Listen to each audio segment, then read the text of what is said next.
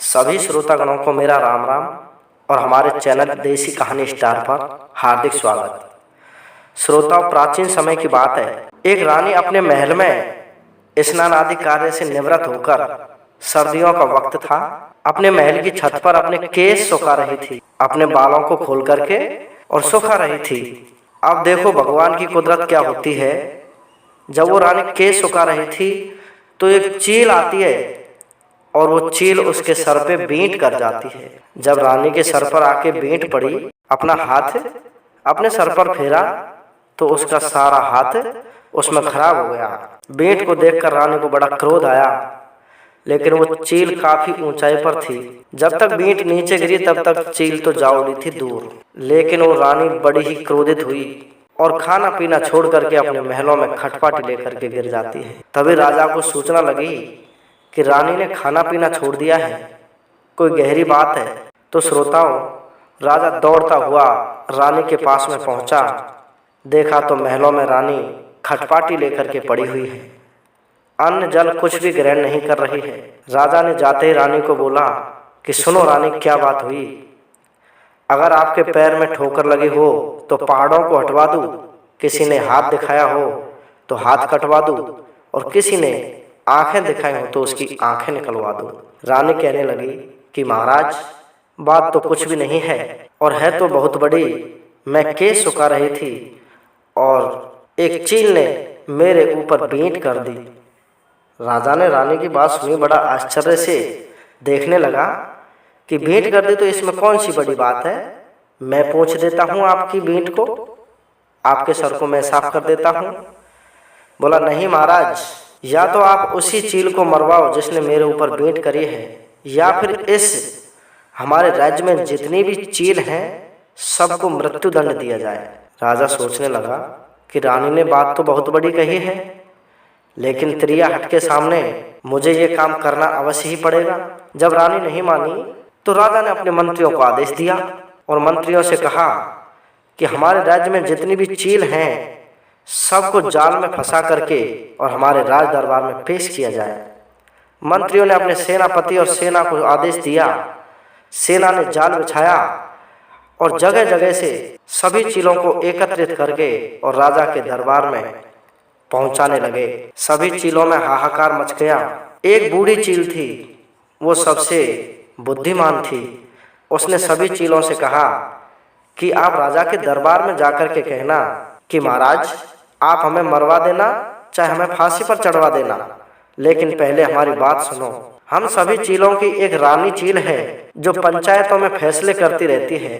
सभी बड़ी बड़ी पंचायतों में जो राजा महाराजाओं पर न्याय नहीं होते उन न्याय को करती है, और वो चील शाम को हमारे पास में आएगी। वो अगर हमें मारने के लिए कह दें तो आप हमें उसी वक्त फांसी पर चढ़ा देना, लेकिन उसके आने तक आपको इंतजार करना पड़ेगा। सभी चीलों को राजा के दरबार में पेश किया गया। राजा ने उनको धमकी दी कि या तो आप बता दो कि रानी के सर पर बींट कौन सी चील ने करी है, अन्यथा आप सबको मृत्यु दंड दिया जाएगा। सभी चीलों ने कहा कि हे महाराज, आप हमें मार देना, लेकिन हमारी एक रानी चील है, वो कहीं दूसरे राज्य में न्याय करने के लिए गई है। वो शाम तक वापस आएगी। वो जब वापस आ जाए तो आप हमें मरवा देना। राजा ने शाम तक इंतजार किया। देखते ही देखते शाम का वक्त हुआ और रानी चील, जो बहुत बूढ़ी थी, वो उड़ करके राजा के दरबार में आ जाती है। राजा ने देखा कि चील बहुत बूढ़ी है और ये ऐसा कैसा न्याय करती है जो राजा महाराजाओं से भी नहीं होता।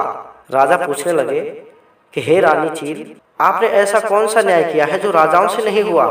चील बोली कि महाराज, न्याय ही कुछ ऐसा था, बात ही कुछ ऐसी अटकी हुई थी जिसका न्याय किसी पर नहीं हुआ और मैं उसको करके आई हूँ। राजा कहने लगा, हमें भी बताओ, जो न्याय किसी पर भी नहीं हुआ उसको हम भी कर सकते हैं। चील ने कहा कि महाराज, बात ऐसी है कि इस संसार में विवाहित पुरुष ज्यादा हैं या नारी, मतलब नारियों का विवाह ज्यादा हुआ है या पुरुषों का? राजा एकदम से उसकी बात पर हंसने लगा और कहने लगा, इस प्रश्न का उत्तर तो हर कोई बता देगा, कि भाई जब नारी का विवाह होगा तभी तो पुरुष का होगा, और पुरुष का विवाह होगा तो भी नारी का ही विवाह होगा, इसलिए जायज सी बात है कि दोनों समान हैं। बूढ़ी चील कहने लगी कि महाराज आपने बिल्कुल गलत जवाब दिया है। मैं फैसला करके आई हूँ और मेरी बात सुनो कि इस संसार में विवाहित नारी ज्यादा है। राजा कहने लगा कैसे? जो व्यक्ति, चाहे वो राजा हो चाहे वो साधारण मनुष्य हो, दूसरों की बात में आकर के और किन्हीं निर्दोष जानवरों की हत्या के लिए उतारू हो जाए, वो पुरुष विवाहित नहीं होता।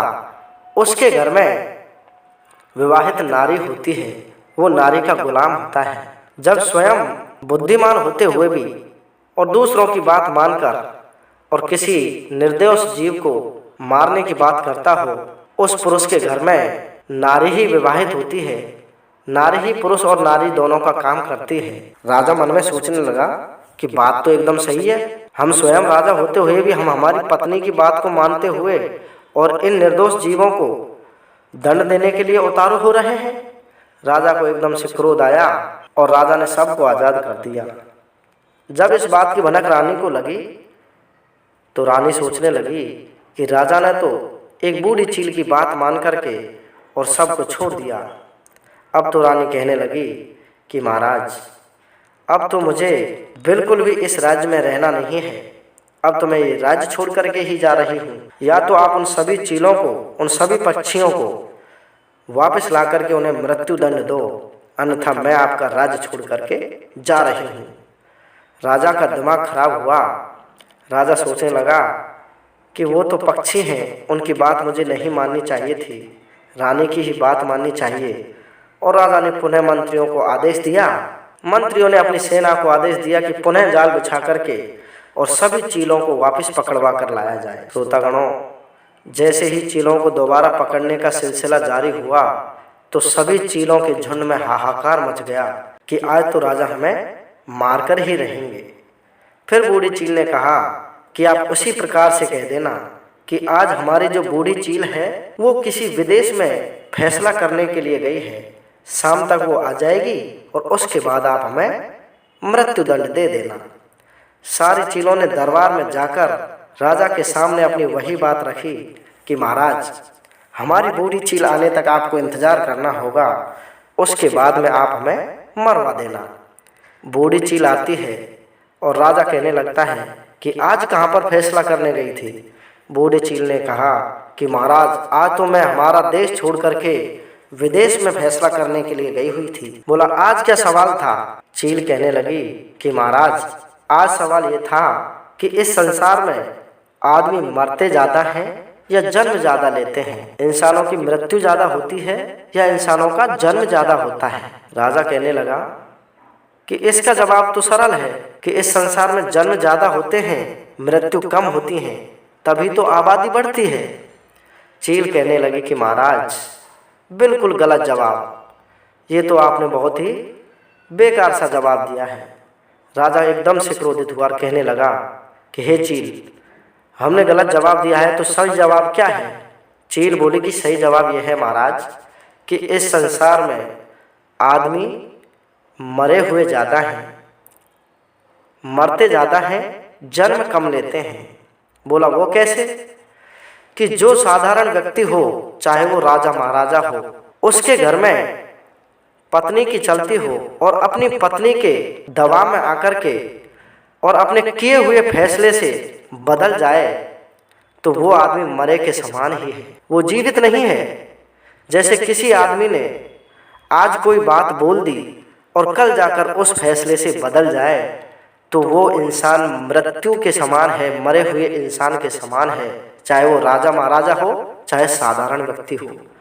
राजा के मन में बात आई कि भाई बात तो सही है, हमने कल फैसला दिया था कि सभी जानवरों को छोड़ दिया जाए और आज हमने पुनः इन जानवरों को अपनी बात से मुकर के जाल में बंधवा दिया है। राजा सारी बातों को भूल गया और पुनः उन सभी को मुक्त कर दिया। जब रानी को पता चला कि सभी चीलों को राजा ने दोबारा से छोड़ दिया तो रानी ने एक रस्सी निकाली और रस्सी अपने गले में डालकर कहने लगी कि हे राजन, आज तो मैं आत्महत्या करके रहूंगी, या तो आप उन चीलों को मृत्यु दंड दिलवाओ वरना मैं अब चली इस संसार से।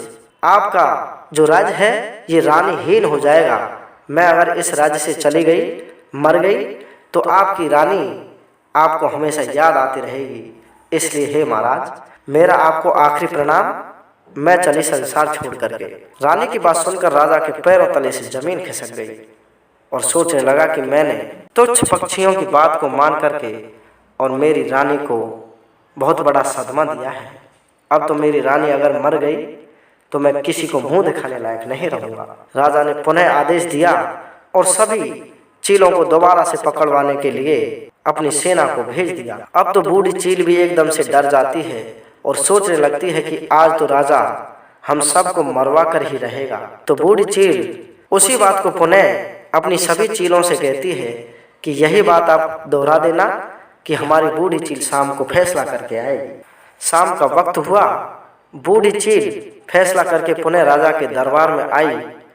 राजा के बराबर उसका आसन सजाया गया और आसन पर बैठकर राजा के सामने बूढ़ी चील अपने प्रवचन सुनाने लगी और राजा से कहने लगी कि सुनो राजन, आज मैं फैसला करने के लिए बहुत देश विदेशों से भी आगे गई थी और वहां पर एक ऐसा फैसला अटका हुआ जिसको सारा संसार मानता है। राजा कहने लगा कि ऐसा कौन सा फैसला किया आपने जिसको सारा संसार मानता है और सारे संसार में वो बातें सच हैं। चील कहने लगी कि महाराज, प्रश्न ये था कि इस संसार में मूर्ख ज्यादा है या ज्ञानी इंसान ज्यादा है। इस संसार में मूर्ख इंसान ज्यादा है या ज्ञानी इंसान ज्यादा है। राजा कहने लगा कि भाई मूर्ख तो 10-5 होंगे 100 में से, ज्ञानी ही इंसान ज्यादा है, सभी पागल थोड़ी हैं। बूढ़ी चील चिल्लाकर कहने लगी कि नहीं राजन, इस संसार में मूर्ख व्यक्ति ज्यादा है, ज्ञानी व्यक्ति तो इस संसार में गिने गूंठे हैं, कोई 2-4 हैं। और हे राजन, आप स्वयं भी एक मूर्ख हो। राजा से जब चील ने ऐसी बात कही तो राजा एकदम से क्रोधित हो उठा और उन चीलों को चारों तरफ से घेर लिया और मारने के लिए उतारू हुआ। तो चील कहने लगी कि सुनो महाराज, आप स्वयं को खूब पता है कि ये सारी चीलें निर्दोष है और एक चील दोषी है और उसका भी कोई दोष नहीं है। वो आसमान में उड़ रही थी, उसे पता थोड़ी था कि आपकी रानी के ऊपर बींट जाकर के गिरेगी। इसलिए हे राजन, ये सभी मंत्रीगण बुद्धिमान होते हुए भी आपकी बातों में हाँ कर रहे हैं, तो ये भी मूर्ख हुए। और आप स्वयं राजगद्दी पर बैठकर इतना बड़ा पदभार संभाल रखा है और मूर्खों जैसी बात करते हो। एक अपनी रानी के बातों के दबाव में आकर आप निर्दोष पक्षियों की हत्या करने के लिए आ रहे हो। इससे बड़ा मूर्ख कोई इंसान नहीं है और इस पाप की सजा आपको ऐसी मिलेगी कि आपको 84 लाख योनियों में जन्म लेने के बाद भी मनुष्य देही नहीं मिलेगी। क्योंकि आप जो पाप करने जा रहे हैं वो इतना बड़ा पाप है कि संसार का हर एक प्राणी ऐसा पाप करने से बचने की कोशिश करता है और आप एक छोटी सी बात पर रानी की बात को मानकर हमें मारने के लिए आ रहे हो। आपको कभी भी मुक्ति नहीं मिलेगी, कभी भी मोक्ष नहीं मिलेगा। ये हमारा श्राप है, आप 84 लाख योनियों में भटकते रहोगे। राजा ने जब बूढ़ी चील की बात सुनी तो राजा कहने लगा कि बात तो एकदम सही है, मैं आज आवेश में आकर यह हत्या कर देता हूँ तो मुझे 84 लाख योनियों में जन्म मृत्यु का सामना करना पड़ेगा और पता नहीं कितने दर्द से गुजरना पड़ेगा। इसलिए हे रानी, राजा रानी से कहता है कि आप आज मरो सो अभी मर जाओ, लेकिन मैं इन जीवों की हत्या नहीं करूँगा। ऐसा कहकर के सभी चीलों को मुक्त करवा दिया गया और उस बूढ़ी चील ने सभी को बहुत बड़ा ज्ञान प्रदान किया। तो हे श्रोताओ, आपको इस कहानी में कुछ ज्ञान मिला हो तो हमारे चैनल को सब्सक्राइब करके वीडियो को लाइक कर देना। धन्यवाद। जय हिंद, जय भारत।